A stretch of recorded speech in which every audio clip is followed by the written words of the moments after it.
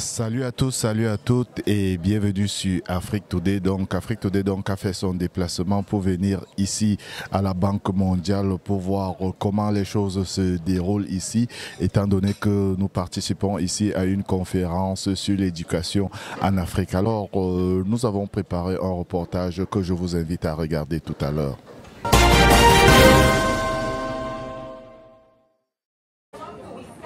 Le samedi 26 octobre 2024, la Banque mondiale a conclu sa réunion annuelle à Washington, D.C., en consacrant une journée entière aux questions cruciales de l'éducation et des compétences pour l'avenir du continent africain.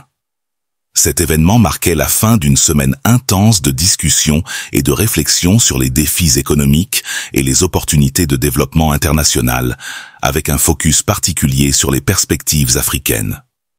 La journée de clôture a débuté par une session plénière intitulée « Éducation et compétences pour l'avenir de l'Afrique », réunissant ministres africains de l'éducation, experts internationaux et représentants de la société civile.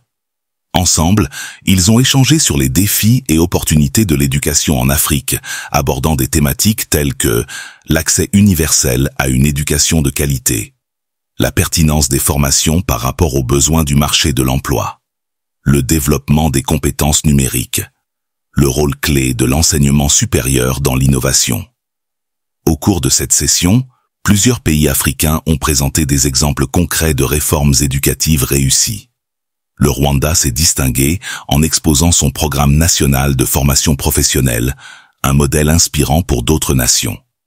En parallèle, des startups africaines spécialisées dans la technologie éducative, EdTech, ont eu l'occasion de présenter des solutions adaptées aux réalités locales, telles que des plateformes d'apprentissage en ligne qui répondent aux besoins spécifiques des apprenants africains.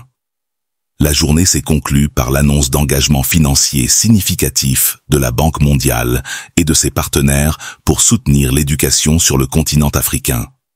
Un fonds spécial de 2 milliards de dollars sur 5 ans a été créé, dédié à la transformation numérique des systèmes éducatifs africains, visant à renforcer la formation de compétences essentielles pour le XXIe siècle. Je m'appelle Marie-Chantal Ouagnelidira, je suis la directrice de la Banque mondiale pour la Côte d'Ivoire, le Bénin, le Togo et la Guinée. Il y a un certain nombre de choses. Je vais vous dire que quand vous regardez l'indice du capital humain, tel que fait par la Banque, la moyenne de l'Afrique, c'est 0,40. Qu'est-ce que ça veut dire? Ça veut dire que si on investissait dans l'éducation, on peut presque doubler le GDP d'un pays. Donc en fait, ça veut dire que c'est vraiment le plus grand investissement que tout pays doit faire. Ça, c'est la première chose. Je vais revenir là-dessus. Donc ça, c'est un. Maintenant, quand tu regardes la plupart des pays, la majorité de nos populations, ce sont les femmes. Ce sont les jeunes filles. Et si aujourd'hui, tu investis dans les jeunes filles, toutes les analyses qui sont faites par la banque, on dit que tu peux augmenter ton produit national brut d'un autre 20%.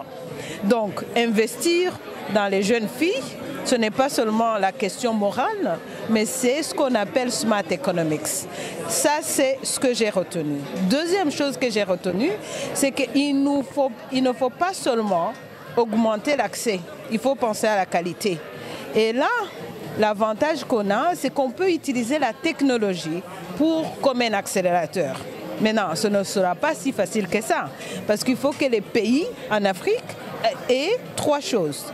1, l'infrastructure digitale. 2, l'infrastructure de l'électricité. Tu ne peux pas avoir le digital si tu n'as pas l'électricité. 3, la qualité des gens, n'est-ce pas? 4, les données.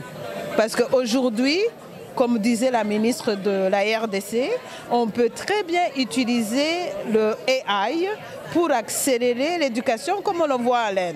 Mais si tu n'as pas ces éléments de fondation, on ne peut pas y aller. Mais je pars convaincue que pour un pays comme la Côte d'Ivoire, c'est possible, c'est faisable. Le dernier élément, c'est vraiment travailler différemment avec le secteur privé. C'est le secteur privé qui crée les emplois. c'est le secteur privé qui connaît les profils dont ils ont besoin. Donc on ne peut pas concevoir ces profils à l'intérieur d'un bureau quelque part. Il faut créer ce partenariat. Je suis en train de le faire actuellement en Côte d'Ivoire, où on a créé un co-curriculum qui est géré conjointement entre le secteur privé et le secteur public pour déterminer quels sont les profils dont le secteur privé a besoin de faire. En Côte d'Ivoire, on me dit, le secteur privé dit, je peux créer 1,1 million de jobs, mais je n'ai que 142 000 qui sortent du système. Vous voyez le gap? Mais si on travaille avec eux et si on utilise la technologie, on peut aller vite et pouvoir donner les jobs, les emplois à ces jeunes. Vous avez entendu que la population africaine est la plus jeune. Il faut aller vite avec le sens de l'urgence. Voilà ce que j'ai compris.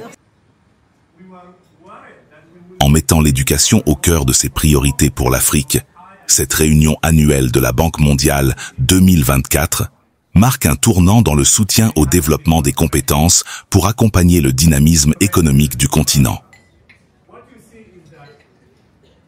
Depuis la Banque mondiale à Washington, D.C., je suis Philippe Gangan pour Afrique Today Web TV.